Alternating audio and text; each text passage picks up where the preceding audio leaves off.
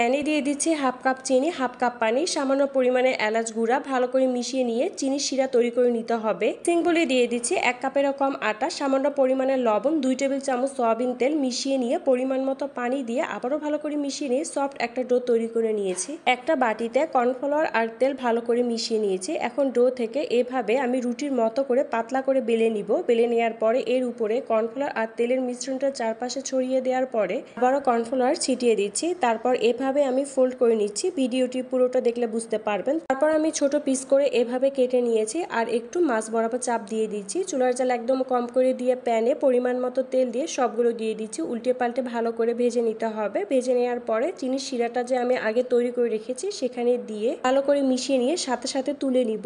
এই তো তৈরি হয়ে গেল অনেক মজার মুচমুচে মিষ্টি খাজা। তৈরি করা খুব সহজ। এভাবে কিন্তু একটা রুটি দিয়ে আপনারা ঝটপটভাবে তৈরি করতে পারেন। যখনই পিৎজা খেতে ইচ্ছা করবে রেস্টুরেন্টে না গিয়ে এভাবে বাড়িতে পাউরুটি দিয়ে কিন্তু পিৎজা তৈরি করতে পারেন। আর এই রেসিপিটি ছোট বড় সকলেই অনেক পছন্দ করবে। 2 পিস পাউরুটি নিয়েছে। পাউরুটির পাশগুলো কিন্তু আপনারা কেটে নিতে পারেন, না কাটলেও চলবে। এর উপরে আমি টমেটো সস ভালো করে মিশিয়ে নিয়েছি। বাড়িতে পিৎজা সস থাকলে সেটা দিয়েও কিন্তু আপনারা ভালো করে মিশিয়ে নিতে পারেন, আর না থাকলে টমেটো সস দিতে পারেন। তারপর এর উপরে দিয়ে দিচ্ছি পেঁয়াজ, ক্যাপসিকাম, কর্ন, মোজারেলা চিজ, কালো গোলমরিচের গুঁড়া, চিলি ফ্লেক্স আর অরিগানো চারপাশে ছিটিয়ে দিয়েছি। চুলার জাল একদম কম করে দিয়ে প্যানে আমি সামান্য পরিমাণে ঘি দিয়ে দিয়েছি। তার উপরে পাউরুটিগুলো দিয়ে দিচ্ছি আর ঢাকনাতে ঢেকে রেখে দিব 5 মিনিটের মতো। এর মধ্যে কিন্তু চিজটা গলে যাবে। এই তো তৈরি হয়ে গেল অনেক সহজ আর মজাদার ব্রেড পিৎজা।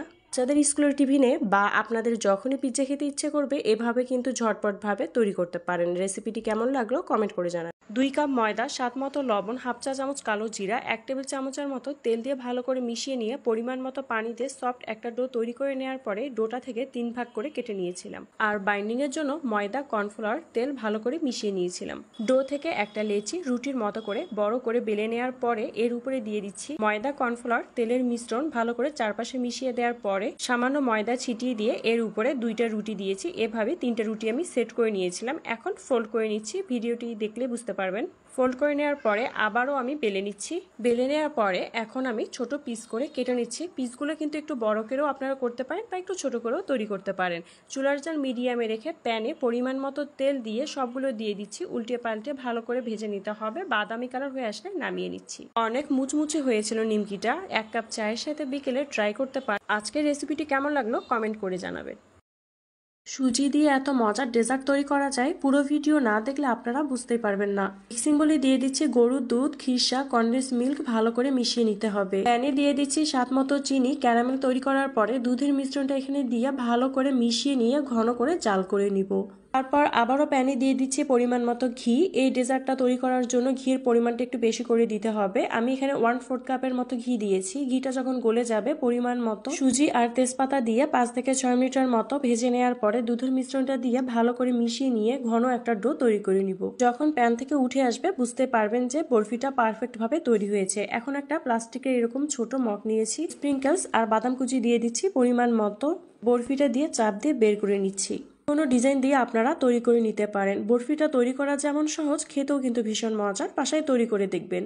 সকাল বা বিকেলের নাস্তায় এই রেসিপিটি ট্রাই করতে পারেন। পেঁয়াজ কুচি, কাঁচামরিচ কুচি, ধনিয়া পাতা কুচি, স্বাদমতো লবণ, একটা ডিম দিয়ে ভালো করে মিশিয়ে নিয়েছিলাম। 2টা টমেটো আগে সেদ্ধ করে নিয়েছি। উপরের যে ছালটা আছে সেটা তুলে ফেলে ব্লেন্ডারে ব্লেন্ড করে নিয়েছি। সামান্য পরিমাণে লবণ, চিলি ফ্লেক্স দিয়ে ভালো করে মিশিয়ে নিয়ে পরিমাণ মতো ময়দা দিয়ে সফট একটা ডো তৈরি করে নিয়েছি। ডোটাকে কিছুক্ষণ মথে নেওয়ার পরে সামান্য পরিমাণে ময়দা ছিটিয়ে দিয়ে 2 ভাগ করে নিয়েছি ডো। তার মধ্যে থেকে 1 ভাগ এভাবে ছোট রুটির মতো করে বেলে নিয়েছি। তারপর ডিমের মিশ্রণের মধ্যে দুপাশে ভালো করে কোট করে নিতে হবে। চুলার জাল একদম কম করে দিয়ে প্যানে পরিমাণ মতো তেল দিয়েছি। তারপর রুটিটা দিয়ে দিচ্ছি। উল্টে পাল্টে ভালো করে ভেজে নিতে হবে।